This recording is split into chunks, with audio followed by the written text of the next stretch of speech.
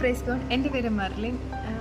ഞാൻ എൻ്റെ ലൈഫിൽ ഞാൻ ഈശോ അനുഭവിച്ച ഒരു കാര്യം ഞാൻ നിങ്ങളോട് ഇങ്ങനെ പങ്കുവയ്ക്കാൻ ആഗ്രഹിക്കുന്നു.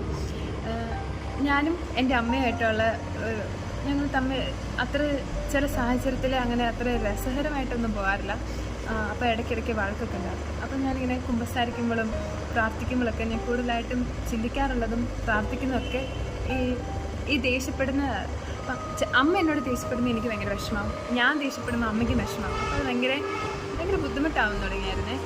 നമുക്ക് പരസ്പരം ഒരു സ്നേഹമില്ലായ്മ പോലെ നമുക്ക് തോന്നും. അപ്പം ഞാൻ അമ്മയും മാത്രം ഉള്ളതുകൊണ്ട് ഭയങ്കര ഒരു മടുപ്പൊക്കെ. അപ്പം ഞാനിങ്ങനെ പലരോടും ഇങ്ങനെ ചോദിക്കാം. അപ്പം ഞാനിങ്ങനെ ധ്യാനത്തിനും ഇങ്ങനെ യൂട്യൂബിലൊക്കെ ടോക്കൊക്കെ കേൾക്കും. അപ്പോൾ അതിങ്ങനെ കേൾക്കുമ്പം ഞാൻ എവിടെ കേട്ടെന്ന് കൃത്യമായിട്ട് അറിയില്ല, പക്ഷെ എന്നാലും ഒരു ടോക്ക് ഇങ്ങനെ കേട്ടപ്പം അതിനകത്ത് ആ വ്യക്തി ഇങ്ങനെ പറഞ്ഞു, ഈശോയ്ക്ക് 12 ശിഷ്യന്മാരുണ്ട്, 12 ശിഷ്യന്മാർക്ക് 12 നേച്ചറായിരുന്നു. അപ്പോൾ ഈശോ അവരെ ഒരുമിച്ചാണ് കൈകാര്യം ചെയ്തതും ഒരേപോലെയാണ് കൊണ്ടുവന്ന് പറഞ്ഞു.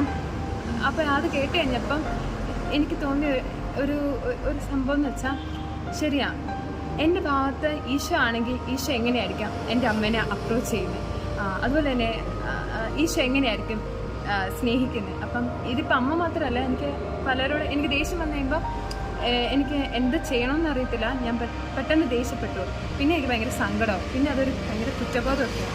കുമ്പസാരിച്ച് കഴിഞ്ഞാലും എനിക്കത് ഭയങ്കര ഒരു ട്രോമ പോലെ ഒരു ബുദ്ധിമുട്ടാവേ. അപ്പോൾ അന്നേരം ഞാൻ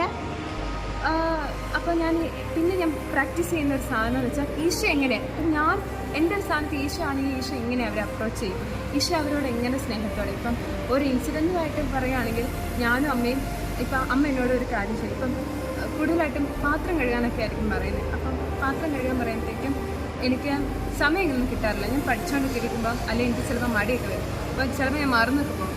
അപ്പം പാത്രം ഒന്നും കഴുകാതെ പോകുമ്പോഴത്തേക്ക് അമ്മ എന്നോട് ദേഷ്യപ്പെടും, പറഞ്ഞ കാര്യമൊന്നും ചെയ്തില്ലല്ലോ. അപ്പോൾ പെട്ടെന്ന് പഴയ രീതിയിലാണെങ്കിൽ ഞാനും ദേഷ്യപ്പെടും, എനിക്ക് സൗകര്യമില്ല എന്നൊക്കെ പറഞ്ഞ് മാറിപ്പോകാൻ ചാൻസ്. പക്ഷേ അപ്പം ഞാൻ നല്ല ഒരിക്കും, എന്നെ ഇത്രയും സ്നേഹിക്കുന്ന അമ്മയല്ലേ പാത്രം കഴുകുക. അപ്പോൾ ഈശോയുടെ ഒരു പോയിന്റ് ഓഫ് വ്യൂ എങ്ങനെ ചിന്തിക്കുമ്പോൾ അങ്ങനെ.